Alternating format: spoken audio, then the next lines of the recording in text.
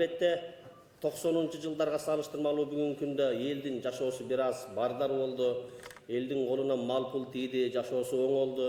Бул жакшылыктын нишаны. Бирок Кудай берген мына ушул жакшылыкты, бул неаматты биз туура колдонбосок, анын кадырына, баркына жетпесек, Кудай сактасын, замат деле кайра неаматын алып коет. Андыктан биз Кудай берген неаматтарды туура пайдаланышыбыз керек. Исраф деген сөз араб тилинде ошол колундагы бар нерсени максатсыз жумшоого айтылат. Максатсыз тарапка, туура эмес тарапка жумшалган болсо, ал ысырап деп эсептелинет. Биз исрап дегенде бүгүн мал мүлктү эле эстеп калдык. Бирок ошол туура мал мүлктү ысырап кылуу менен бирге биз убакытты, өмүрүбүздү дагы, башка моралдык нерселерибизди дагы көп ысырапкорчулукка учуратып атабыз. Биз молдокелер кайсыл жерде болбосун, жума намаздарында, айт намаздарда же аш тойлордо болсун, көп элге баяндама жасап, элди динге чакырып, Кудайды тааныгыла, пайгамбарыбыз саллаллаху алейхи вассалам тааныгыла деп үгүт насаат иштерин жүргүзүп келебиз. Ошол жерде отурган имамдар, иштеп жүргөн имамдардын 99% бардыгыбыз көп нерсе сүйлөгөнүбүз ошол жанагындай маркумду акыркы сапарга узатуудагы мааракенин жүргүзүлүшү боюнча бир тартипке сала албай, же элге түшүндүрө албай көп имамдарыбыздын чачы агарып кетип баштады. Анан эл ушундай түшүнөткен, кудум эле ошол нерсеге союлбай калган жылкыны же союлбай калган бодо малды же койду сойдурбай коюп, имам өзүнүн үйүнө жетелеп кете тургандай көрүнөгө ким билет, иш кылып бардыгы эле имамдарыбыз ушул тармакта иш алып барышат. Эми биз бүгүн сиздерди чакырып отурганыбыз, биз мына бул жергиликтүү администрациядан сураганбыз, обул администрациядан сураганбыз, элдин каймактарын чогултуп бергиле. Ел башкарган өкмөт башчылар, айыл башчылар, аялдар комитетинде аялдардын башында тургандар бар, жаштар бар.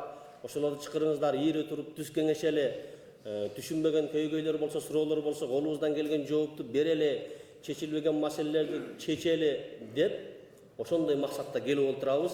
Дагы бир жолу айтам, келип бергениңизден үчүн рахмат демекчимин. Биздин шариятыбызда жакшылыкка той берүү боюнча бир ачык айкын көрсөтмө жок. Биз келин алабызбы, кыз чыгарабызбы, жанагындай неберелерибизге сүннөт той кылабызбы, шарияттын көрсөтмөсү жок. Биз аны өзүбүз эле негиздеп алып, апыртып, жапыртып отуруп, көбөртүп отуруп, аябай бир чоң деңгээлге жеткизип, бүгүн жашообуздун мазмуну эле ошол болуп калды. Мисалы үчүн көп эле жарандарыбыз мигрант болуп жүрөт. Ал мигрант болуп жүргөн адамдардан сурасаң, эмне кылып атасың десе, иштеп атам, эмне кыласың десе, барып той өткөрөмүн деген максат менен иштейт.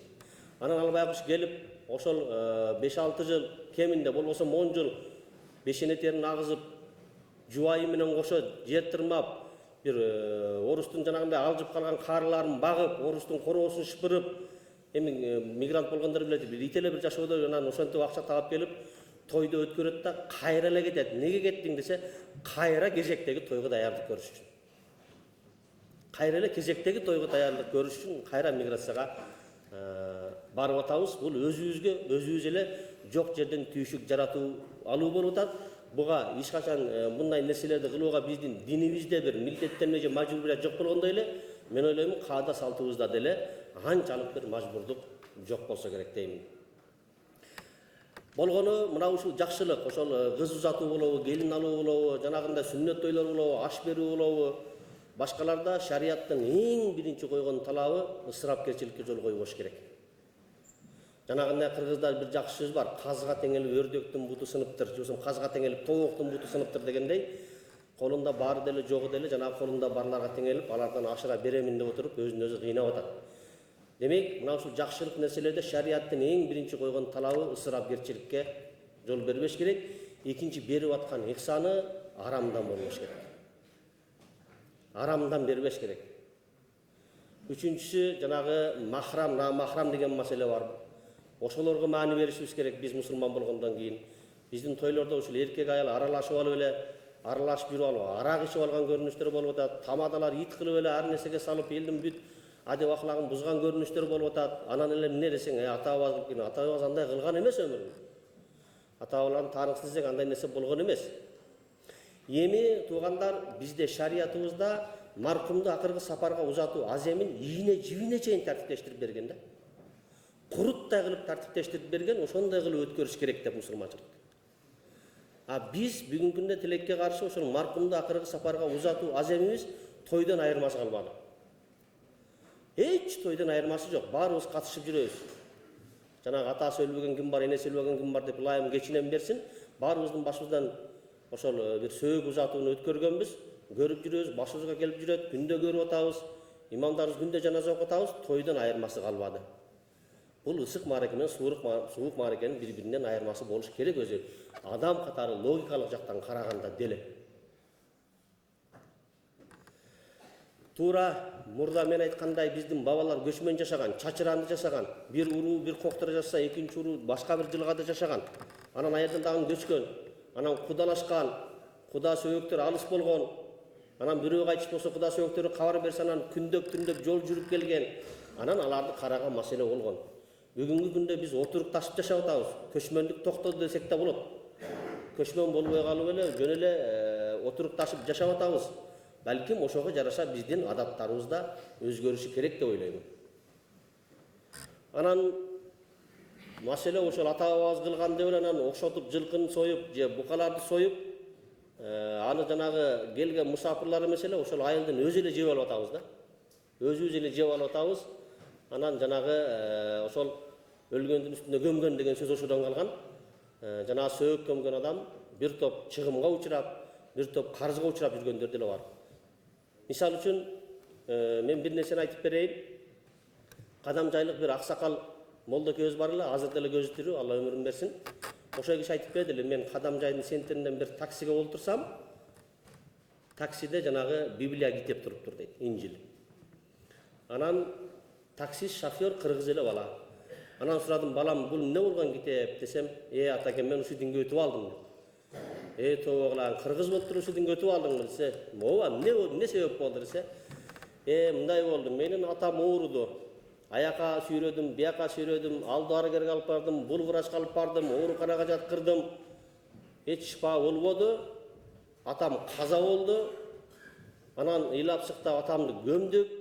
Айшан биликтери, кырктыктери ошолордун эмелерин өткөргөндөн кийин айыл аксакалдары мага 45 000 сомдук тизмени тыштап ушунча карыз болдуң деди. 90-жылдары 45 000 сом аябай чоң акча болгон. Менин паспортум дагы аптекада көрөөдө залогдо жатат. Дарылардын карызын төлөп бүт элекмин. Анан исламда сөөк узатуу ушундай боло турган болсо, мен исламдан кечтим дедим. Biz ушундай кылыгыбыз менен адамдарды исламдан жийиркентип алып атабыз. Акыл менен карай турган адам исламдан кача турган амалдарды жасоо менен терс жагын көрсөтүп коюп атабыз. Туура эми кыргыздар биз устукан тартышыбыз керек, конокту сыйлашыбыз керек, шылтоо кылышыбыз мүмкүн. Шарияттара жол берет. Лиман жаа баидан, алыстан келген адам болсо, 3 күндүк сапардан 120 км алыстыктан келген куда сөөңүз болсо, ага тамак пышырып бергенге болот. Бирок алыстан келгендер деле бүгүн транспорт маселеси өтө жакшы болуп калды билесиздер. Замат деле барып, замат деле жетип келгендер болот. Андан кийин мейли өлгөн күнү ошончо болду деп, анан өлгөндөн кийин деле бирдемке марасымдарды коюп алып, уламдан улам созуп олтуруп, көп той кылгандан көрө сөөктү узаткандагы чыгымдарыбыз көп болуп барат. Шарият мындан эмне үчүн тыят? Адамдар, биз кыргыздар, өзбектер ушуга ишенгибиз келбейт да. Молдакелер болбойт деселе, кудду молдакелер жалган айтып аткандай эле кулагыбызга кула берет экен элдинчи. Ушу мени алдап ататтар деп элечи. Эмне үчүн тыят? Биз биринчиден шар'ий далилдерди, анан акылий далилдерди деле келтирип көрөлү. Акылий далилдерди келтире турган болсок, акыл менен карай турган болсок, Алла Таала бизге акыл берди. О пендем, ушул акылың менен жакшы жаманды ажыратып бил деп буйрук кылды. Ла'аллакум та'қилун деген аяттар толтура Кур'анда. Акылды иштетишибиз керек. Биздин матуриди акыйдабызда дагы акылдын орду өзгөчө. Эгерде пайгамбар келбесе деле биздин матуриди акыйдабызда биз акыл менен Кудайды таанып билишибиз керек. Көз айларыбызга чаптырып, жаратылышты көрүп, мунун бир чебер жаратуучусу бар экенин билип, пайгамбар келбесе деле Кудайды таанып билишибиз биздин матуриди акыйдасында важип болуп саналат. Андыктан акылыбызды иштетип көрүшүбүз керек. Кимдир бирөө жакынынан айрылып атат. кимдир бирөө алатоодой таянган атасын узатып атат, кимдир бирөө бешиктен беле мээримин берип бөлөп келген энесин узатып атат, кимдир бирөө кырчындай перзентинен айрылып атат, кимдир бирөө жакын болгон бир тууганынан айрылып атат. Бул жакынынан айрылган эң чоң аза, эң чоң кайгы, бирок ошону той көрүнүшүнө айландырып атабыз. Мына ушундай монитор болсо, эки мониторду жанаша коюп, бирөөсүндө ошол үйдүн бир бөлмөсүндө керебетте жансыз жаткан сөөк, анын жанында бетин чачын тытып ыйлап аткан кыздары, карындаштары, жубайы ыйлап атканды бир жагына коюп, экинчи жагына сөөк, устукан талашып аткан адамдарды койсок кандай көрүнүш келип чыгат? Тойдо устукан талашкандай, ошол азада да устукан талашып жүрөбүз. Буга биз баарыбыз күбөбүз. Талап кылып, таарынып, мен ушул жерден асака кылып чакырып алып, белгилүү устуканды бербеди деп жаназа окубай таарынып кеткендерибиз да болгон арабызда. Сөөктү акыретке ак жууп, актарап узатышыбыз керек дегенде биз ошону гана түшүнүп калыппыз. Биз ошол кайтыш болгон адамдын пайдасын эмес, көзү тирүүлөрдүн ыраазылыгын издеп калыппыз. Мисалы, биз келин алсак, ошол маарекенин ээси биздин уулубуз болот, туурабы? Уулубузга бирөөгө куда түшүп келин алып атабыз үйүбүзгө. Ошол маарекенин ээси ким болот? Ошол уулуңуз болот. Анан ошол маарекени сиз уулуңуз каалагандай, уулуңуз ыраазы болгондой кылып өткөрүп беришке аракет кыласыз. Мейли балам, ЗАГСыңа 5 эмес 10 машина кылып берейин, мейли тоюңа баланча артистти чакырып берейин, мейли тигиндей кылып берейин, мейли мындай кылып берейин. Жарагаса ошол каалаган кызды алып бересиз. Азыр ушундай ата-энелер билебиз. Илгери ата-энелер эле чечип койчу кимди алып беришин. Анан үйлөнгөн эркектер бир агаларыбыз күбө, ошол жубайын той күнү эле көргөн, ошондойлор да болуп жүргөн. Азыр балдарга карап калды ата-энелер.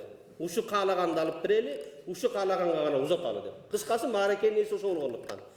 Кыз берсек маарекенин ээси кызыбыз болот.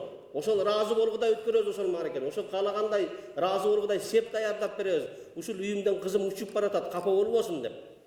Кичинекей неберелерибизге сүннөт той кылсак, ошолордун да ыраазы кылгандай кылабыз. Эми анын сыңарындай эле урматтуу эл журт, тиги сөөктү маркумда акыркы сапарга узатуудагы маарекенин ээси ошол жансыз жаткан сөөк. Ал ыраазы болгудай кылышыбыз керек. Ага пайдалуу болгондой кылып узатышыбыз керек. Не кылат эң биринчи шариаттын көрсөтмөсү?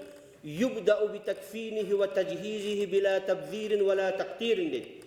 Şu дегенде эле маркумду акыркы сапарга узатууда эң биринчи маркумга кепиндик даярдаш керек. Андан кийин кабыр даярдаш керек. Болгондора мына ушул нерселерге да жада калса ысырапчылык болбосун деген. Bila tabzirin ва la taqtirin дегени өтө ысырапкерчилик кылып, мен деген байбачамын, атам деген бүт эл журт тааныйт. Мен элден өзгөчөлөнүп, атамды жөнөкөй бөзгө эмес, балким бахмалга кымкапка ороп көмөм дебеш керек дейт шарият. Эл катары ошол ак бөздөн гана кепиндик жасагын дейт. Өтө үнөмдөп да калба, жанагы бинтке окшош бир жука нерсеге ороп да көмүп койбо дейт. Орто ошол эл катары кепин кыл дейт. Кабыр казганда дагы ысырапкерчиликке жол койбогула дейт. Ушул жерде токтолуп кетели. Бүгүн президентибиз да кайра айтып атат. Кабырларда жанагы маркумду жерге бергенден кийин кабырдын үстүнө күмбөз көтөрүү маселеси. Биз ойлойбуз, ушул кабырдын атамдын же апамдын үстүнө, кабырынын үстүнө күмбөз куруу менен мен президенттик милдетимди аткарып атамын, мен мына ушуларга сый көрсөтүп атамын деп ошондой ой менен жасайбыз ушуну. Тилекке каршы биз ошол нерсени маркумга сый деп билсек, тескерисинче ал маркумду кордоо болуп саналат. Кордоо болуп саналат. Китептерде ушундай сөздөр бар. Эгерде атамды тозокко жагып, тозокко салып азаптап аткан болсоң, отун жетпей калса, мына аларды кошо күйдүргүн, отун катары колдонгун деген менен барабар деген сөз бар үстүндө күмбөздү курган.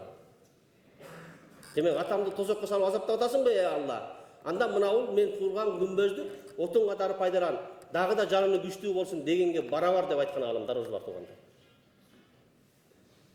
Jabir ibn Abdullah деген bir sahabiden İmam Tirmizi rivayet eden hadiste annen Nebiye sallallahu aleyhi ve sellem kad naha anil bina'i alal kubur vel qu'udi aleyha деген. Peygamber sallallahu aleyhi ve sellem kabırdın üstüne bir demge kurudan, jana kabırdın üstüne oturudan tıygan. Kabristan ушундай болуш керек, kabристанды тирүү адамдар зиярат кылып туруш керек. Hazreti Usman radıyallahu anhu'dan rivayet kılan hadiste Peygamber sallallahu aleyhi ve sellem aytkan, kabirlарды ziyaret kılıp durgula, al ahiretти eskertet degen. Al ahiretти a düynönü, tigi düynönü esiңерге salıp turat. Жүрөгүңөрдү, көзүңөрдү май басып калган болсо, дүйнөгө мас болуп калган болсоңор, кабырга барып бир эсиңерге келип алгыла дейт. Кабырды тирүү адамдар өз зиярат кылып туруш керек. Кабырды зиярат кылганда биздин дүйнө ахиретибизге пайда болот. А жерге баргандан кийин кече эле биз менен чогуу жүргөн адамдар бүгүн ушул жерде үнсүз жаткандыгын көрүп ибрат алышыбыз керек. Кабырга барганда тирүү адамдын жүрөгү түшүш керек. Айыр боп-боз болуп, эчтеке жок, дарак эгилбеген, bir kuruluş kurulmagan avalda adamdın жүрөгүн üşünü ala turgандай болуш керек. Айерге дарактарды егип, жанагындай күмбөздөрдү салып, навестерди куруп, барып айерде рахат кылып отура турган жер эмес кабырстан. Жана калса молдокелерибиз билет, жана кабырга койгондо лахаттын оозун бекиткенде бышык кыш иштетиш макруху тахрими делинет. Ал бышык кышты же жыгачты иштетиш макруху тахрими. Неге? Al bışık kıştı, cıgaçtı, üyüne varıp sen işte, türüge jaratып berdi Allah Teala'na. Ayette gerek yok çürüp ketedi. Ayerge kam kış işte, jeneli toprak menen, jana Allah hattın olsun bekedi. Oşonçalık ısırapka da aytıladi. Jada kalsa, kaytış bolgan adam eğer alım bolo turgan bolsa, selde kılış mustahap dedi kepinine. Selde kılış. Ana mına ol selden arkasında onanda emes bolat. Oşonu teskerişince aldına kılıp düşürüp koyuyorsun deyip kitapta dedi. Бирок эгер ошол алым болсо деле мурасхорлордун ичинде балакатка жетелек жетимдер болсо, ошо селдени кылышты арам деп айткан. Ысырап болуп деп салат. Ушунчалыкка чейин шарият маани берген да ысырапчылыкта. Бүгүнкү күндө биз күмбөз курууда жарышып калдык. Жарышып, сенден мен озот болуп, мен чоңураак курушум керек. Же мындай деп ушул жактан дагы биз эмне кылып калдык? Жарышып калдык күмбөз курушта. Андыктан кабырстанга кээ бир жерлерде күбө болуп жүрөбүз, жанагындай песковлок менен уруп ысырап, короосун бекитиштер ысырап ошол, айтып коеюн. Жөн гана зымтор менен мал кирип, жанагы кабырларды тебелебей турган деңгээлде гана тосуп койсо, ошол жетиштүү. Кээ бирөөлөр ушул бышкан кыш менен бүтүндөй тегеретип, кабырстандын короосун ороп чыгышат да, ошону сыймык деп билишет. Билишин ошол ысырап ошол, жооп берет кыяматта. Kabirstan'a işletüge mümkün emez anday nesilerde. Jön gana mal tevelebestigi üçün жетиштүү болгон деңгээлде kabirstanda ороп коюш керек. Андан сырткары эң биринчи биз маркумду акыркы сапарга узатып атканда ак жууп, ак тарап узаталы, Кудайдын алдына бул байкуш жарык жүз менен барсын, Kuday күнөөлөрүн кечирсин деп тилек кылабыз. Ошон үчүн жаназасына барып турабыз. Анда ага кечирим, магфират сурайбыз. Бирок ошол маркум көп учурларда карызга баткан адам да болуп атат. Көп учурларда. Эң биринчи биз балким ошонун жанагы акыркы сапарга узатып аземин тойдой кылып өткөргөндөн көрө аны карызынан кутулушуна жардам бербейлиби? Маркум адамды пендеден болгон карыз менен узатып ийсек, ал аябай кордук болот ага. Пенде адамзат кыяматка, ахиретке барганда Кудайдан да карз болуп барып, пендеден да карз болуп бара турган болсо, Кудай өзүнүн акысынын кечип алат. Каалаган адамдан кечип берет. Кудай ушундай жоомарт зат. Мисалы үчүн Кудайдан карз болуп, намазыңыз жетишсиз болуп барды, орозоңуз жетишсиз болуп барды, зекетиңиз берилүүсүз болуп барган болсо, бул кепилдик аны кечирет дебеймин. Kuday kaalasa geçiviret. Kaaлаган kişinin. Бирок kişinin kişide болгон акысын, пенденин пендеде болгон акысын Kuday geçpейт. Geçpейт. Андыктан дүңгүрөтүп той кылып акыркы караашын ошентип өткөргөндөн көрө анын карызын куткаруусунда жардам беришибиз керек биз. Экинчиден логикалык маңыз акылды ишетиш керек дегенде жанагындай бирөө жакындан айрылып кайгырып отурган болсо, шарият тагын көрсөтмөсө акыл менен караганда кайра алардын барып көңүлүн алышыбыз керек. Келеми бурадар, атаңдан айрылыпсың, сабыр кыл. Энең кетип калыптыр, сабыр кыл. Өлбөгөн ким бар эми? Дуа кыл, белиңди бекем бу, кайрат кыл деп ага көңүл айтып, эми ме кичине өзөк жалгап ал, мына бул мантыны жеп ал, мына бул мастабаны ичип ал деп koşuna kolоңдору кирип, алардын алабалынан кабар алып, аларга кичине бир өзөк жалагандай бир нерсе берип туруш керек. Бул акыл, адамзаттык, адамгерчилик жагынан караганда да мына ушул нерсе талап кылынат өзү. А биз эмне кылып атабыз? Тескерисинче барып, ал жакын өлгөн адамдын мүлкүнөн сууруп алып жеп атабыз да. Өлсө өлүп кетсин деп шылдыңдаган менен барабар болуп калып атат. Пайгамбарыбыздын жакын туугандарынан бири Жафар ибн Абу Талиб деп коет. Hazreti Ali'nin bir tuğan ağası Kazapta kayıtçı bolup şehit болгондо sahabalarına mintip aytты. İsna'u li ali Ja'farin ta'aman fa innahum atahum ma yushghiluhum. Ja'far'dın үй bölösüne tamak pişirip alıp kirip bergile. Al baykuşlar jakınından ayrılıp kazan kaynatууга çolosu jok alardına. Başına ушундай musibet köyge düşüp turgandыктан özlerine dastorkon salıp tamak jeşke çolosu, emesi, çaması yok. Kaygırıp oturuşat. Sizler girip köңүлүн algılar eken. Demek biz bunday meseleleri koşunları özümüz dele çeşip koysak boladı sonda uçurlarda. Biz emneren tosabız. Oşol markumda Kırgı Saparga uzatуудагы görünüş toy dengeline çıkıp balki mandan da aşıp ketkendigine kaygırıp atabız tuğanlar. Biz uşuntip kete versek mından keyin 20 yıldan keyin balki mından da aşıp ketip biz kelecek muğunumuzdu, urpaklarımızdı dağı bir çıgargız, çıga algız batkakka salıp baratабыз. Karasak bizdin ata-babalar андай kılgan emес.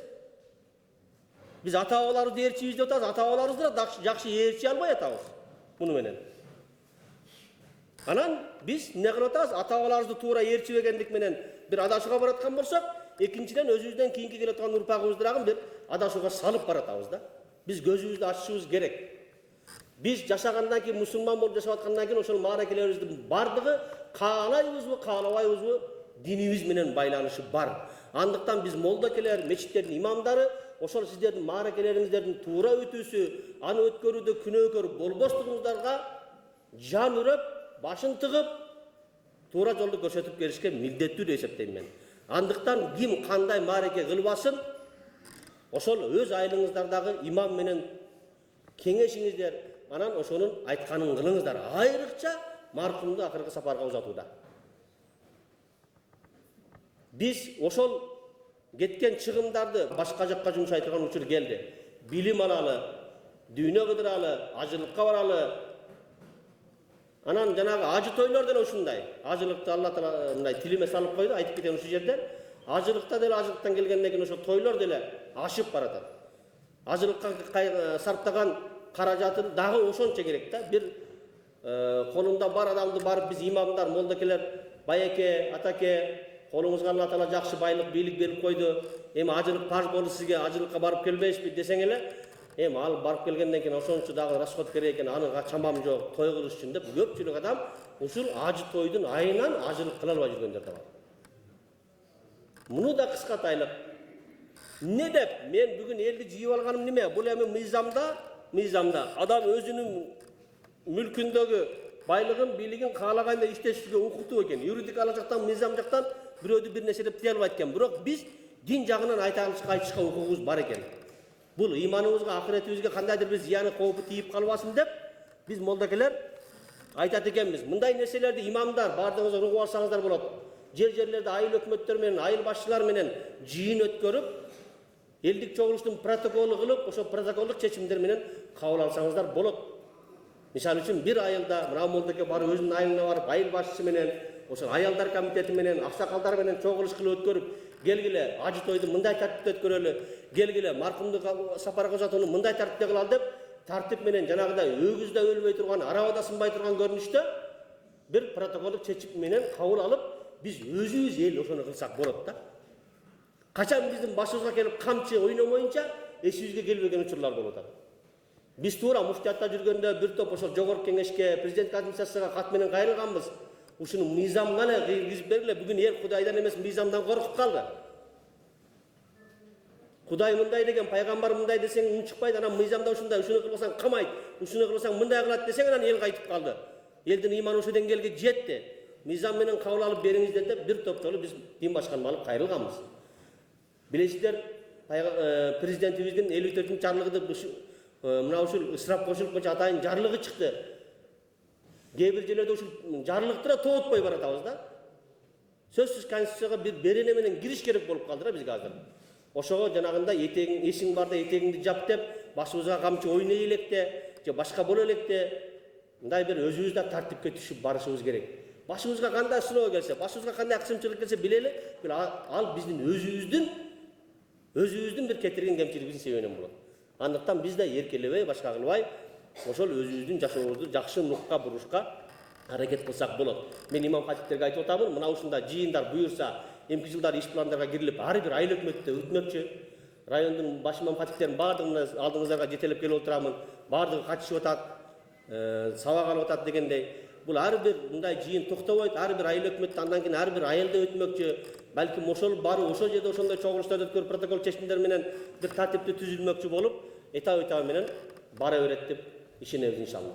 Демек, туугандар, биз көзүбүздү ачып, Кудай берген ошол мал пулубузду, байлыгыбызды туура жакка сарптай турган учур келди. Биз кошуна мамлекеттердеги элди каралы, дүйнө жүзүндөгү башка мамлекеттерди каралы алдыга умтулуп бараткандарын, өнүгүүнүн, техниканын, илимдин алдыга чыккандарын көрүп, биз ошол жагынан артта калып атабыз. Бизде өнүгүү ресторандын, тойкананын көбөйүшү менен болуп атат. Биз завод, фабрика курулуп атат, бир илимий ачылыш жасайын деген адамдын максаты жок. Биздин жашообуздун мазмуну эле той өткөрүү болуп калды. Башка эч мазмунубуз жок биздин. Максатыбыз жок. Же мусулманчылыкты жакшы эптей албайбыз, же башка адамгерчиликти жакшы эптей албайбыз. Манастан чубак кем экен деп, куру намыс, куру ариет үчүн гана мына ушундай ысырапчылыктарга барып атабыз. Бул нерсебиздин же динде пайдасы жок, же дүйнөбүзгө пайдасы жок, же ахиретибизге пайдасы жок, бар жоктон кур калып атабыз туугандар. Эшибизге келип, биз ушу элдин каймактарын жыйып отурабыз. Сөзсүз барып, ошол айылдарда ушундай чогулуштарды кылып, өзүңүздөр бир тартип түзүп, тартипти сурасаңыздар, маркумда кыргы сапарга узатуу боюнча, сүннөт тою боюнча, баары бир тойлор, мааракелер, ысык суук мааракелер боюнча тартиптерди биз түзүп беребиз. Бизде даяр фатвалар бар, тартиптер бар. Имамдарыбызга беребиз, сиздерге сунуштайт. Ошону аягын караштырып, биягын караштырып, ылайыкташтырып, алымча кошумчасы менен бир чечимге келип, ошондой бир тартип түзбөсөк болбой калды туугандар. Сиздерди чакырып алганыбыз себеби ошол сиздер элдин ичиндеги төбөсү көрүнгөн адамдарсыздар. Калган элге мына ушул аманаттарды жеткирип, айтып, түшүндүрүп, ушуга амал кылат деген үмүт менен сиздерди чакырып отурабыз.